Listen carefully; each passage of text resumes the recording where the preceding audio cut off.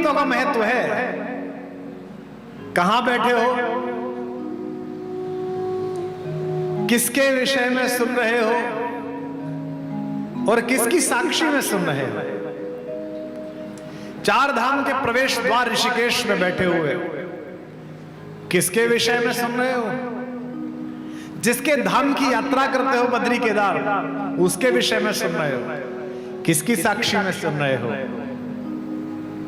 जिसके चरणों से मां निकली हैं, उनकी साक्षी में सुन रहे हो। ये तीन नदियों का संगम है, गंगा, यमुना और सरस्वती का। नीलकंठ महादेव का पार्श्व है। आद्य शंकराचार्य जी ने हम उत्तर भारतीयों से अधिक इस नदी का महत्व समझा। इस सुरेश्वरी भगवती गंगा का, इस त्रिभुवन तारिणी तरल तरंगा का इसका महत्व समझा। शंकर की मौली में विहार करने वाली इस गंगा का महत्व समझा और कहा कि मेरी बुद्धि, मेरी मति अपने पद कमलों में है मां, अविचल रखना। मनुष्य की आदत है कि मेरे पास जो है वो जिसकी कृपा से मिला है मैं उसे भूल जाता हूं, और जो मुझे अपेक्षित है, जो वांछित है, उसके लिए मैं प्रतिपल परेशान रहता हूं। आज के बाद अपने घर जाकर 3 दिन तक इस बात पर विचार करना कि इस देश में कितने सनातनी हैं जिन्होंने मंदिर जाते समय, तीर्थों में जाते समय, कभी मानस पढ़ते समय, कभी गंगा स्तुति पढ़ते समय, कभी दुर्गा सप्तशती का पाठ करते समय, विष्णु सहस्त्रनाम का पाठ करते समय एक क्षण के लिए, सेकंड के 100वें हिस्से के लिए कभी उस महापुरुष का, उस भगवान का, उस दिव्यात्मा का स्मरण किया, जिसके कारण, जिनके शास्त्रार्थ कला के कारण, जिनके मत प्रतिपादन के कारण सनातन धर्म जीवित रहा। मैं 3 दिन के इस प्रस्ताव को, 3 दिन के संवाद के प्रारंभ में सबसे पहले दक्षिण से चले हुए उस ऋषि की प्रार्थना को प्रणाम करता हूं, जिसे मैं और आप आद्य शंकराचार्य के नाम से जानते हैं। इतनी बड़ी विभूत, क्या सुंदर उन्होंने वंदना की है, लंबी वंदना है, लेकिन किस प्रकार से मां को स्मरण किया। उत्तर भारतीयों को इससे सीखना चाहिए। याद रखिए कि जब भी कभी ये सोचो कि तुलसी दक्षिण में पढ़े जाएं, जब भी कभी ये सोचो कि रहीम को, रसखान को, कबीर को, मीरा को, दादू को, रैदास को, सूर को केरल का आदमी पढ़े, तो एक उंगली अपनी तरफ उठाकर यह पूछना कि तुमने तिरुवल्लुर पढ़ा है क्या तिरुवल्लुर को वही आदर दिया है जो तुलसी को देते हो कि नहीं? तुमने कम्मन को उतनी श्रद्धा दी है जितनी वाल्मीकि को देते हो कि नहीं? जब तक यह रुचि मन में नहीं आएगी तब तक एकात्मकता की बात राजनीति के लिए तो ठीक है, समाज में नहीं घुल पाएगी। आद्य शंकराचार्य जी को प्रणाम, उनके श्री चरणों में साष्टांग, जिन्होंने भारतीय दर्शन, भारतीय मनीषा, भारतीय अध्यात्म और भारत के सनातन धर्म के प्राण चिन्हों की इतनी सुंदर वंदना की है, इतनी सुंदर प्रतिष्ठापना की है, जो संभवतः कोई दूसरा नहीं कर पाया। देवी सुरेश्वरी भगवती गंगे, देवी सुरेश्वरी भगवती गंगे, त्रिभुवन तारिणी तरल तरंगे, देवी सुरेश्वरी भगवती गंगे, त्रिभुवन तारिणी तरल तरंगे, शंकर मौले बिहारिणी विमले, शंकर मौली विहारिणी विमले, मम मतिरास्ता तव पद कमले, शंकर मौली विहारिणी विमले, मम मतिरास्ता तव पद कमले, देवी सुरेश्वरी भगवती गंगे, देवी सुरेश्वरी भगवती गंगे, त्रिभुवन तारिणी तरल तरंगे, देवी सुरेश्वरी भगवती गंगे, त्रिभुवन तारिणी तरल तरंगे, शंकर मौली बिहारिणी विमले, शंकर मौली विहारिणी प्रारंभ किया त्रिभुवन तारिणी से, जो तीनों भुवनों को तारती है। शास्त्र कहता है त्रिपथ गा, 3 पथ से चलती है, आकाश से चलती है, पृथ्वी पर चलती है और पाताल में जाती है। इसीलिए इस गंगा के किनारे पर राम कथा का महत्व है। यह सतीर्थ हो रहे हैं हमारा। संस्कृत में एक शब्द है सतीर्थ। एक ऋषि के आश्रम में 2 लोग एक साथ पढ़ते हो, जिन्हें आजकल क्लास फेलो कहा जाता है। पहले कहा जाता था सतीर्थ। हम एक जगह के पड़े हुए हैं। भगवान श्री कृष्ण और उनके मित्र सुदामा सतीर्थ हैं, एक जगह के पड़े हुए हैं। यहां 2 गंगाओं का समागम हो रहा है। आप कहेंगे कि 2 गंगाओं का कैसे समागम हो रहा है? ऋषिकेश के लोगों, एक तो ये गंगा की निर्मल धारा है जिसके किनारे हम बैठे हुए हैं, और एक वह राम कथा रूपी मंदाकिनी है जिसका श्रवण यहां होगा। ये 2 गंगाओं के सम्मिश्रण का संगम है। एक गंगा मां है जिसके तट पर बैठकर ये श्रवण हो रहा है, दूसरे राम कथा की मंदाकिनी है, और तीसरे माता सरस्वती की कृपा है जिसके कारण ये गंगा निकल रही है।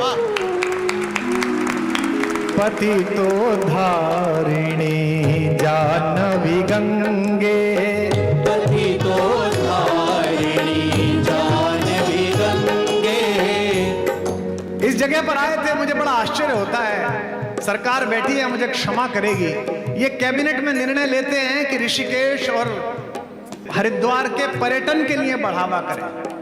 प्रभु पर्यटन करना है तो अपनी मसूरी में कराइए, यहां पर्यटन मत कराइए।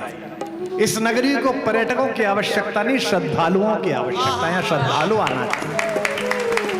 ये पर्यटक आए तभी तो ये हुआ कि गंगा में राफ्टिंग करते हुए भी इन्हें बियर पीने की अनुमति मिली, इन्हें सुयोग मिला। अन्यथा माता की पवित्रता का वाचन यहां हो, इस नगरी की आध्यात्मिक सुगंध फैले, तो जो बियर पीता हुआ दिल्ली से आया हो वो यहां गंगा जल का संकल्प लेकर जाए कि आज के बाद सुरा को हाथ नहीं लगाऊंगा, आज के बाद मांस नहीं खाऊंगा। ये होना चाहिए। यहां उल्टा हो रहा है, क्योंकि ये सामान्य नदी नहीं है। विश्व से आया हुआ कोई नागरिक, विदेशी लोग भी कुछ पीछे की तरफ खड़े सुन रहे हैं कि हो क्या रहा है। एक आदमी बोल रहा है, हजारों लोग सुन रहे हैं। इनको तो अभ्यास ही नहीं है इस बात का, क्योंकि ये सामान्य नदी नहीं है। जो गंगा को नदी कहता है वो मूर्ख है या धूर्त है। गंगा इस भारत की सांस्कृतिक महारेखा है जिसके दोनों ओर इस देश की चिंतना सांस लेती है, प्राण लेती है। कितना सुंदर, कितना सुंदर।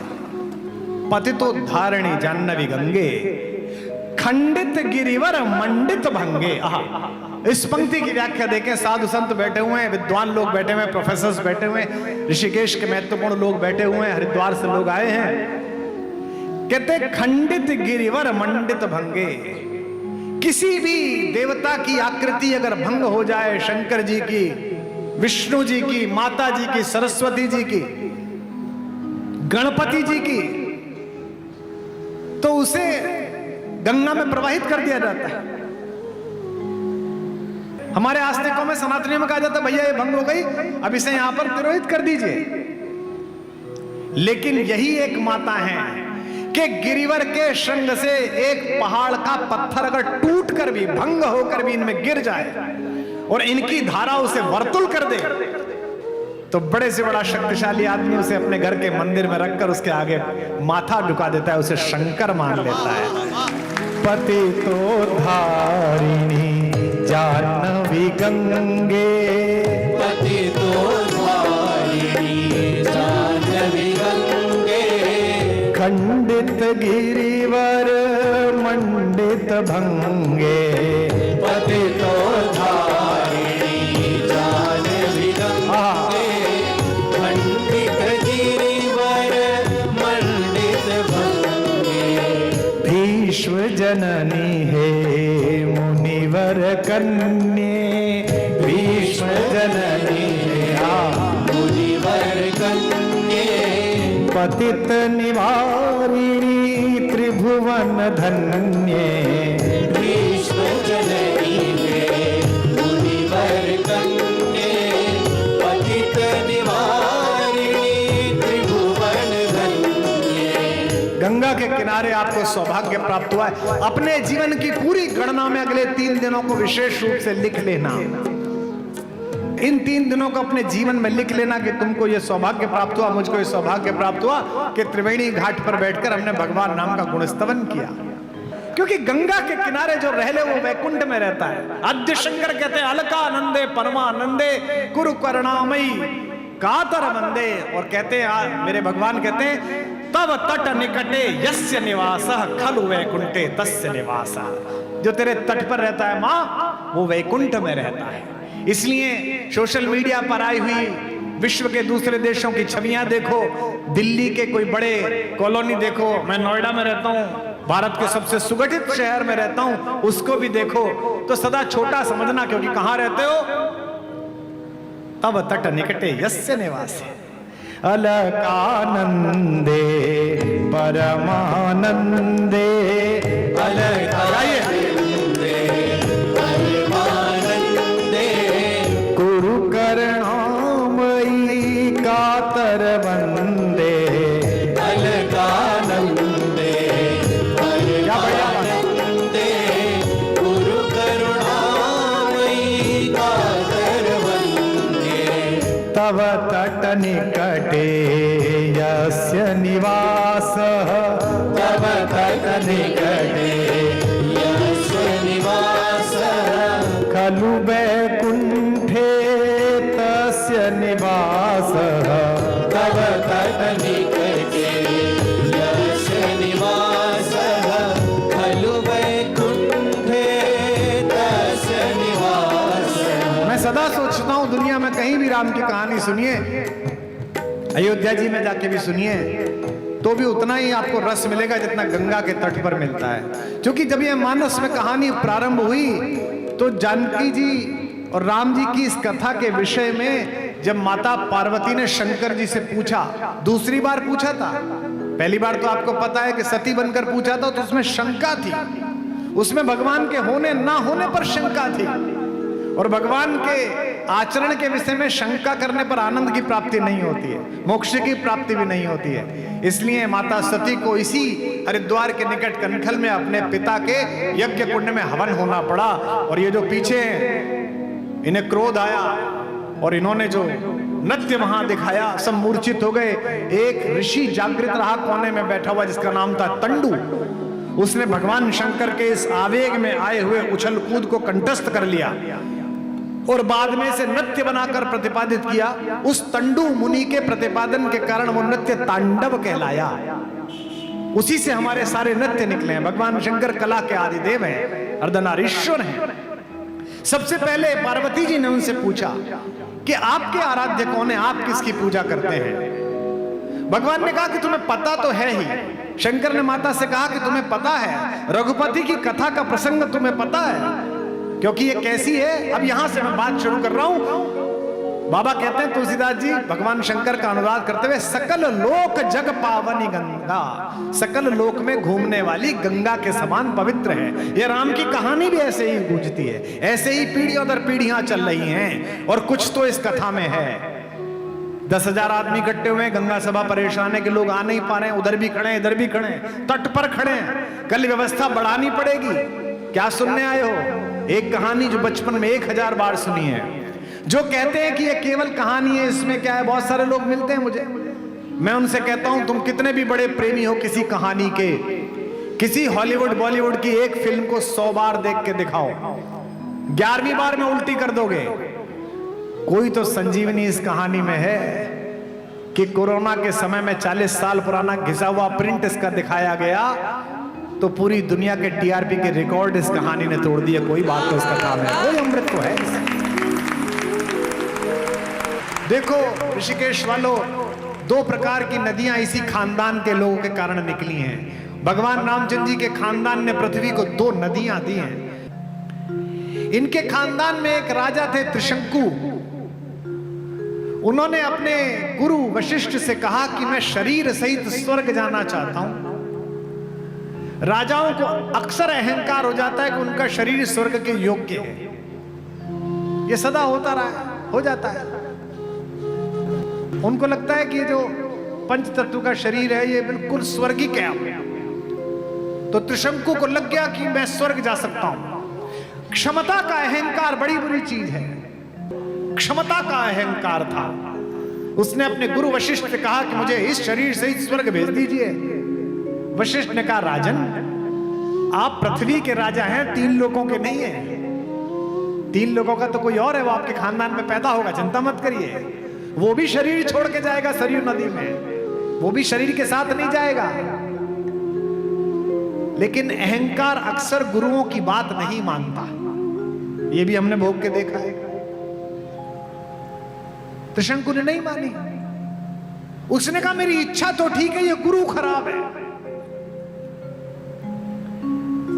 कोई भी योग्य मारीच किसी रावण को जब उपदेश दे तो रावण मानता ही नहीं है। वो विश्वामित्र के पास गए।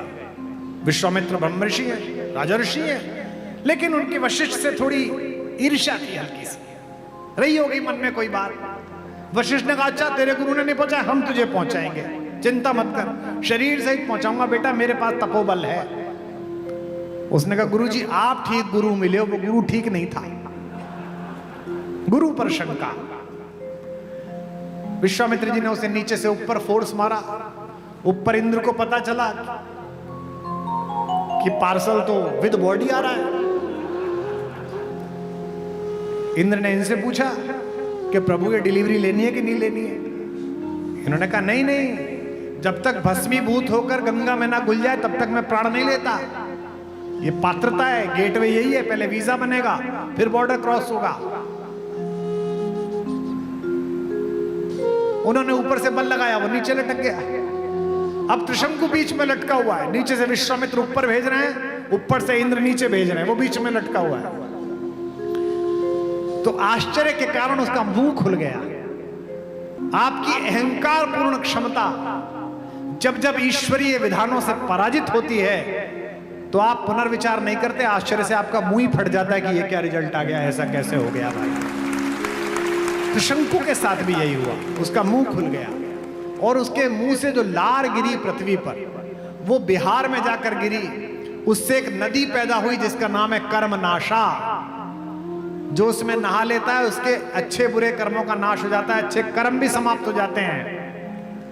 एक राजा तो हुए त्रिशंकु, भगवान राम के पूर्वज, जो अपने स्वर्ग जाने के लिए जिन्होंने तपस्या की और कर्मनाशा पैदा की।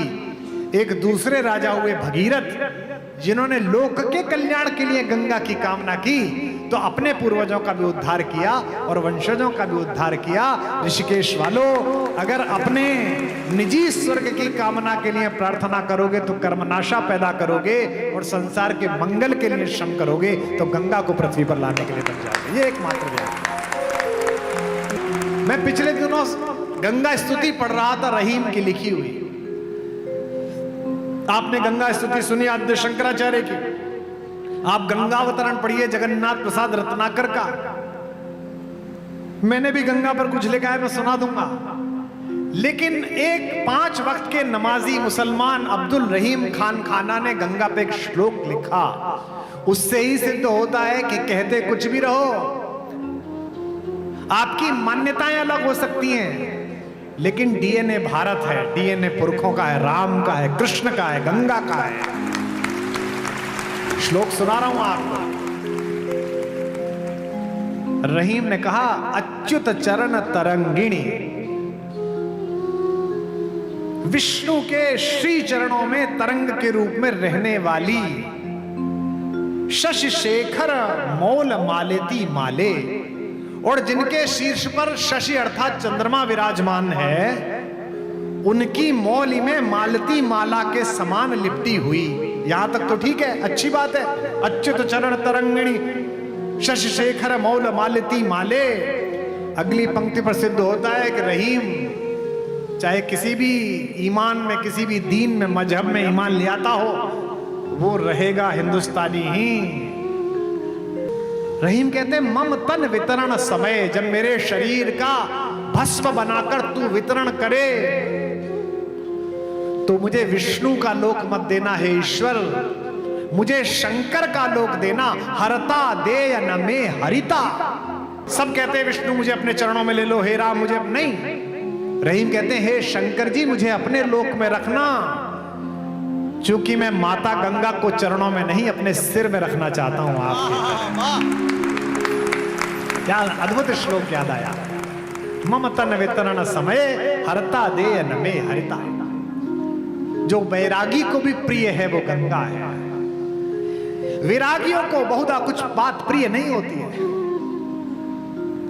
लेकिन जो विरागियों को प्रिय हो वो गंगा है। भगवान शंकर के लिए गंगा आकर्षण की कहानी है। और रहीम ने गंगा पर लिखा है, रसखान ने गंगा पर लिखा है। रसखान तो यहां हरिद्वार ऋषिकेश आए, महीनों महीना यहां रहे गर्मियों के जाड़ों के दिन में। और कौन रसखान? सैयद इब्राहिम पठान रसखान। उसने कहा मैंने वेद की औषधि नहीं खाई और ना ही मैंने कोई संयम किया। खूब गोलगप्पे खाए, खूब पकोड़े खाए, खूब तेल खाया और उसके बाद क्या किया? गंगा का जलपान किया और सब पच गया।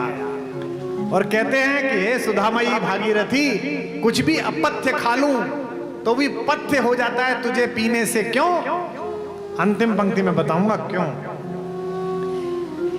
कि वैद की औषध खाई कछु न करे, बहु संजमरी सुनिमो से। बहु संजमरी सुनिमो से करे, बहु संजमरी सुनिमो से। वैद की औषधि, वैद की औषधि खाई कछु न करे, बहु संजमरी सुनिमो से। बहु संजमरी सुनिमो से करे, बहु संजमरी सुनिमो से। तो जलपान कियो रस खान, जलपान तो जलपान कियो रस खान, सजीवन जान लियो रस तो से। सजीवन जान लियो रस तो से, सजीवन जान लियो रस तो से। तेरी सुधामयी भागीरथी,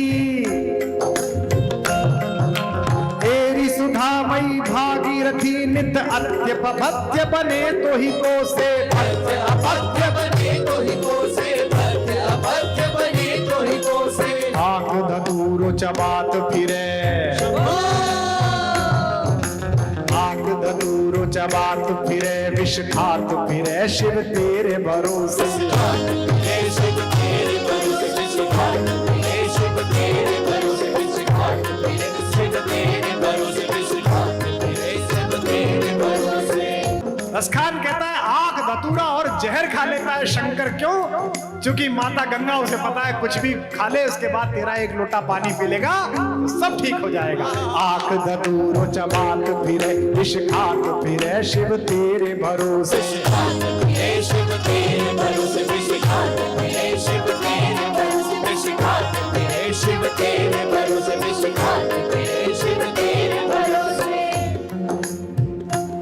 देखो कलयुग है, यहाँ विश्वास करना कठिन है। यहाँ दो ही चीजों की दिक्कत है, श्रद्धा और विश्वास की। भरोसा नहीं होता है कलयुग में। और हम अपनी इच्छाओं के अनुसार भगवानों की और अपनी आध्यात्मिक चेतनाओं की व्याख्या करने लगते हैं। गंगा के किनारे एक कवि सम्मेलन होता है महाकवि सेनापति की स्मृति में। वो महाकवि सेनापति, उन्होंने भी एक कविता लिखी है। उन्होंने कहा है कि राम को पकड़ना है तो जैसे वैद लोग कहते हैं कि अंधे के हाथ में लकड़ी दे दीजिए चला जाएगा, राम के पद के संग संग घूमने वाली लहर है ये गंगा, इसको पकड़ लोगे तो राम को पकड़ लोगे। ये सेनापति ने कहा कि एक है उपाय राम पाइन के पाइब को, एक है उपाय राम पाइन के पाइब को, सेनापति अंध कहे वेद की लकड़िया। सेनापति वेद कहे अंध की लकड़िया, सेनापति वेद कहे अंध की लकड़िया। राम पद संगनी तरंगिनी है गंगा ताते, राम पद संगिनी तरंगिनी है गंगा ताते, याही पकड़े ते राम पाव के पकड़ी। याही पकड़े ते पाए राम के पकड़ी है, याही पकड़े ते पाए राम के पकड़ी है, याही पकड़े ते पाए राम के पकड़ी है, याही पकड़े ते पाए राम के पकड़ी है। गंगा की उत्पत्ति ही जगत कल्याण के लिए हुई है। इन्हीं भगवान राम जिनकी मैं कहानी सुना रहा हूं, जिन पर मैं अपनी निजी जो भी थोड़ी बहुत मेरे पास व्याख्या है वो प्रस्तुत कर रहा हूं, इन्हीं भगवान राम के एक पूर्वज थे महाराज सगर, उनके 60,000 पुत्र कपिल मुनि के आश्रम में उनके कोप के कारण ध्वस्त हो गए। अब ये जो ज्ञानी है ना, ज्ञानी, इनकी समस्या क्या है, ये किसी कहानी में आध्यात्मिक चर्चा या सत्संग या सुख नहीं पाते, प्रश्न करते हैं। मेरे को बहुत मिल जाते हैं, जहाज में मिल जाते हैं, भाई साहब एक बात पूछनी थी। मैंने कहा पूछो। वो रामचंद्र जी ने जो खड़ाऊ दी थी भरत जी को, वो कैसे दे दी? वो तो नंगे पैर गए थे। अब इसे बताओ कि लिबर्टी के कौन से शोरूम से मंगाई थी? उसको कोई राम की कहानी में मतलब नहीं है, उसे कोई जिज्ञासा ऐसी व्यक्त करनी है जिसमें कहानी में शंका हो। फिर उसे वाल्मीकि रामायण से एक श्लोक सुनाया कि कैसे भरत के सेवक लेकर आए थे खड़ाऊ। तो मुझसे कोई पूछ रहा था, भाई साहब आप व्याख्या करते हो, एक राजा के 60,000 बच्चे कैसे हो गए? इतने तो दिन नहीं उसके जीवन के। 60,000 महाराज सगर की सेना की संख्या थी, और महाराज सगर अपने प्रत्येक सैनिक को अपना पुत्रवत स्नेह करते थे। कैसा राजा रहा होगा? नेपोलियन दुनिया का सबसे बड़ा योद्धा है, उसकी 24,000 लोगों की सेना थी। उसके बारे में भ्रांति चलती है, किंवदंती चलती है, कहानी चलती है कि उसे प्रत्येक सैनिक का नाम और उसका गांव पता था, वो नाम से बोलता था। एक बार इस सैनिक ने परीक्षा लेने के लिए उसने पूछा कि कैसे हो विलियम? विलियम ने कहा बहुत अच्छा। कहां रहते हो? तो उसने गांव दूसरा बता दिया। तो तुरंत नेपोलियन ने कहा कि पहले तो तुम उस गांव में रहा करते थे। 60,000 पुत्र यानी कि 60,000 सैनिक। राम के तो 2 ही पुत्र थे। भगवान राम ने बड़ी मर्यादाएं तय की हैं, एक पत्नी व्रत, 2 पुत्र। कपिल मुनि के आश्रम में राजा सगर के अश्वमेध यज्ञ के घोड़े ने प्रवेश किया। आश्रम की सुंदरता, हरियाली और जल को देखकर घोड़ा वहां रुक गया। कपिल मुनि ने नहीं बांधा था, लेकिन कपिल मुनि के उस आश्रम में जब घोड़े को ढूंढने के लिए सगर के सैनिकों ने प्रवेश किया तो उनमें अहंकार आ गया। मेरी बातों को तात्कालिक व्याख्या के हिसाब से सुना करो। राजा से ज्यादा अहंकार राजा के सैनिकों को होता है, आपने देखा भी होगा। और उस अहंकार का पराभव भी होता रहता है, वो नीचे ऊपर भी आता रहता है। ये होता रहना चाहिए। उनको अहंकार था कि राजा के सैनिक है। उन्होंने बिना ये जाने कि घोड़ा स्वेच्छा से आया है कि ऋषि ने बांधा है, कपिल मुनि के बारे में अपशब्द बोलने प्रारंभ किया कि तू चोर है, ऐसे बैठ गया है, बनता है अपने आप को ऋषि। कपिल मुनि तपस्या में थे, तपस्या भंग हुई, क्रोध आया तो उन्होंने क्रोध से उन्हें भस्म कर दिया। जब उनको ढूंढते ढूंढते लोग पहुंचे तो पता चला कि 60,000 सैनिक भस्मीभूत हो गए। अब 60,000 शव पृथ्वी पर पड़े हुए हैं, सोचिए कितना प्रदूषण होगा। ऐसे में उन्हीं के वंशज महाराज भगीरथ ने गंगोत्री से ठीक पहले हर्षिल एक जगह है, आप गए होंगे, हरिशिला, वहां बैठकर प्रार्थना की। भगवान श्री विष्णु के कमंडल से त्रिपतका नीचे की तरफ आई। अब ये तो तय हुआ कि आ जाएंगी, लेकिन ये ठहरेंगी कहां? कौन इन्हें अपने चरणों में, अपने आचरणों में धारण करे? तो फिर भगवान महेश से, शंकर से प्रार्थना की। शंकर ने अपनी जटाओं में उन्हें धारण किया। ये कहानी आपने सुनी। और तब यहां जब शिवालिक के रूप में बैठे हुए, शिवालिक क्या है? शिव की अलकें, शिव की जटा की अलकें। शिव ने अपनी जटा झटकाई और सबसे पहले वो झटकने के बाद पृथ्वी पर पहली बार धारा के रूप में जहां आई, उस नगरी का नाम ऋषिकेश है। यहां पर सबसे पहली बार, जहां मैं और तुम बैठे हुए। ये कहानी किसकी है? ये कहानी है गंगा की। यानी कि विष्णु जी के चरणों से निकली, शंकर जी के मानस में उनकी जटाओं में आई और पृथ्वी पर निकली। अब गंगा जी को इससे मिलाइएगा। ये कहां थी? ये विष्णु के आचरणों से निकली।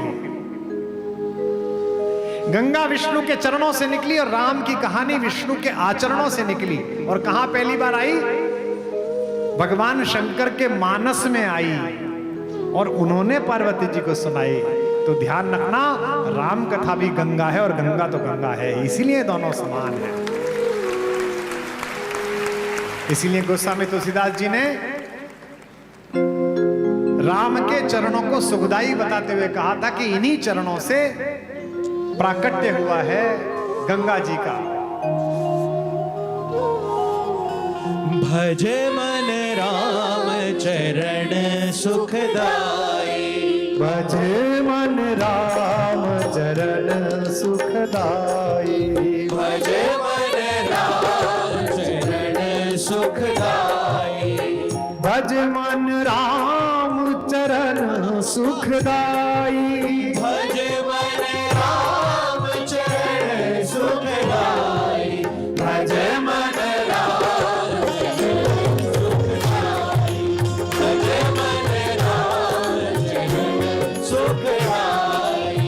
जिन चरणन से विकसी सुर सरी, जिन चरणन से विकसी सुर सरी, शंकर जटा समाई, हो शंकर जटा समाई, जटा शंकरी नाम पर्यो है, जटा शंकरी नाम पयो है, त्रिभुवन तारन आई, भज मन राम पीछे तक सुखदाई, भज मन राम सुखदाई, भज मन राम सुखदाई, भज मन राम चरण सुखदाई, भज मन राम चरण सुखदाई, भज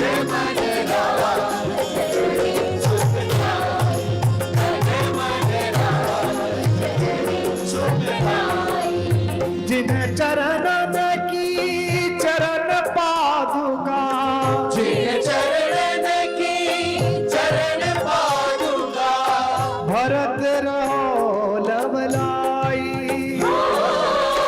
भरत रहो लमलाई, सोई चरण के पट धोइली ने, सो चरणन के वट धोइली ने, तब हरि नाम चढ़ाई, भज मन राम चरण सुखदाई, भज मन राम चरण सुखदाई, भज मन राम चरण सुखदाई,